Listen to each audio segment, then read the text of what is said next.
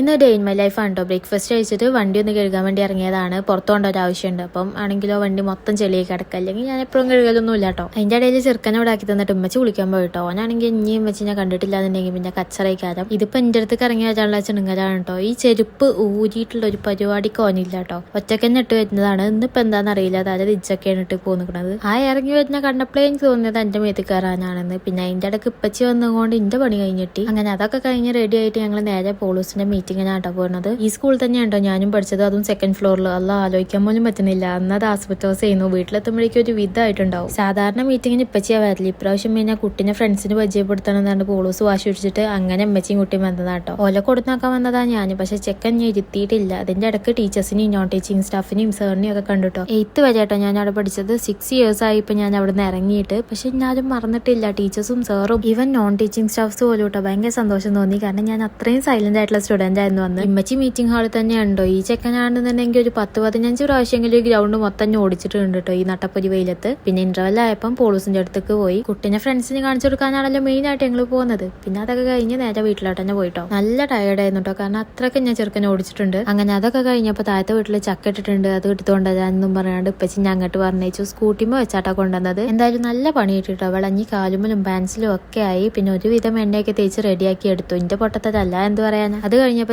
അടുത്ത പണി പോളൂസിന്റെ ടീച്ചർ വിളിക്കുന്നുണ്ട്. ഉമ്മച്ചി സൈൻ ചെയ്ത സ്ഥലം മാറിപ്പോയി, ഒന്നുകൂടെ വരാൻ പറ്റുമോ എന്ന് ചോദിച്ചിട്ട്. സംഭവം ചെക്കൻ കച്ചറായപ്പോ ഞാൻ വിളിച്ചിട്ട് ഉമ്മച്ചി പെട്ടെന്ന് സൈൻ ചെയ്ത് പോകുന്നതാണ്. കോളം മാറിപ്പോയി. പിന്നെ എന്തായാലും ടെക്സ്റ്റൈൽസിൽ പോകേണ്ട ഒരു ആവശ്യം ഉണ്ടായിരുന്നു. അപ്പൊ പിന്നെ സ്കൂളിൽ പോയി സൈൻ ചെയ്തിട്ട് ഇമ്മമാനും ഉമ്മാന്റെ വീട്ടിലൊക്കെ ഇറക്കിയിട്ടാണ് കേട്ടോ ഞങ്ങൾ പോയത്. അപ്പോഴേക്കും ചെക്കനൊന്ന് പൂച്ചോർക്ക് ഉറങ്ങി നീച്ചു. ഇപ്പൊ വന്നത് റെഡിമെയ്ഡ് ചുരിദാർ എടുത്തിരുന്നു ഉമ്മച്ചിക്ക്. അത് മാറ്റിയിട്ട് റണ്ണിങ് മെറ്റീരിയൽസ് എടുക്കാൻ കേട്ടോ. ഉമ്മച്ചിക്ക് എത്ര റെഡിമെയ്ഡ് കിട്ടിയാലും റണ്ണിങ് മെറ്റീരിയൽ എടുത്ത് ഉമ്മച്ചിനെ സ്റ്റിച്ച് ചെയ്തിട്ടാലേ സാറ്റിസ്ഫൈഡ് ആവുള്ളൂ കേട്ടോ ഉമ്മച്ചിക്ക്. അതിന്റെ ഇടയിൽ ചെക്കൻ കുറെ ഓടിക്കളിച്ച് എല്ലാവരോടും കമ്പനി ആയിട്ടോ. അങ്ങനെ ഷോപ്പിംഗ് ഒക്കെ കഴിഞ്ഞ് തിരിച്ച് ഉമ്മാന്റെ വീട്ടിൽ തന്നെയാട്ടോ പോയത്. സ്നാക്സും വാങ്ങിയിട്ടുണ്ടായിരുന്നു. ഇനിയാണ് മെയിൻ ടാസ്ക്. ഒരു ലോഡ് സാധനങ്ങൾ വണ്ടിയിൽ നിന്ന് അൺലോഡ് ചെയ്യാണ്ടായിരുന്നു. ഇതിപ്പോ എന്റെ വീട്ടിൽ നിന്ന് ഇമ്മാന്റെ വീട്ടിൽ വന്നതുകൊണ്ട് ഇത്രയും സാധനങ്ങളുള്ളൂ കേട്ടോ. തിരിച്ച് അങ്ങോട്ടാണെന്നുണ്ടെങ്കിൽ ഇതിന്റെ ഇരട്ടി ഉണ്ടാവും. പിന്നെ വേറൊരു കാര്യം എന്താ വെച്ചാൽ ഡ്രൈവ് ചെയ്യണമല്ലോ ഈ സാധനങ്ങളൊക്കെ എടുത്തു വെക്കണം എന്നുണ്ട് തോന്നുന്നു. അല്ല സാധാരണ ഇത് ഇപ്പച്ചേ ചെയ്യല്. ഇപ്രാവശ്യം പിന്നെ ഞാനാണല്ലോ ഡ്രൈവ് ചെയ്തിരിക്കണം. അപ്പൊ ഞാൻ തന്നെ എടുത്തിട്ടുണ്ടെങ്കിൽ എന്താലേ. പിന്നെ ലഞ്ച് കഴിക്കാത്തതുകൊണ്ട് ബനാന ജ്യൂസ് ആട്ടോ കുടിച്ചേ. പിന്നെ സ്നാക്സ് ഉണ്ടായിരുന്നു. മെയിൻ ആയിട്ട് ഉമ്മച്ചിക്ക് ബോണ്ടിയും കുട്ടികൾക്ക് പഴംപൊരിയും വേണമെന്നുണ്ട് അങ്ങനെ വാങ്ങിയതാണ്. എനിക്ക് പിന്നെ പഫ്സ് വാങ്ങി. ഞാൻ അങ്ങനെ എണ്ണക്കടികൾ കൂടുതൽ കഴിക്കലില്ല. എന്നാലും കഴിക്കുകയാണെങ്കിൽ ഫസ്റ്റ് പ്രിഫറൻസ് എപ്പോഴും പഫ്സിനേക്കാരം. അപ്പോഴേക്കും ഈവനിങ് ആയി തുടങ്ങിയിട്ടോ. നല്ല ചൂടുണ്ടായിരുന്നു. അപ്പൊ കുറച്ച് നേരം AC ഇട്ട് കിടക്കാന്ന് വെച്ചപ്പോൾ അതിന് സമ്മതിച്ചില്ല. കുറച്ച് അപ്പുറത്ത് ചേച്ചിക്ക് എന്തൊക്കെയോ കൊണ്ടേ കൊടുക്കണം എന്ന് പറഞ്ഞിട്ട് അങ്ങനെ അതിന് പോയി.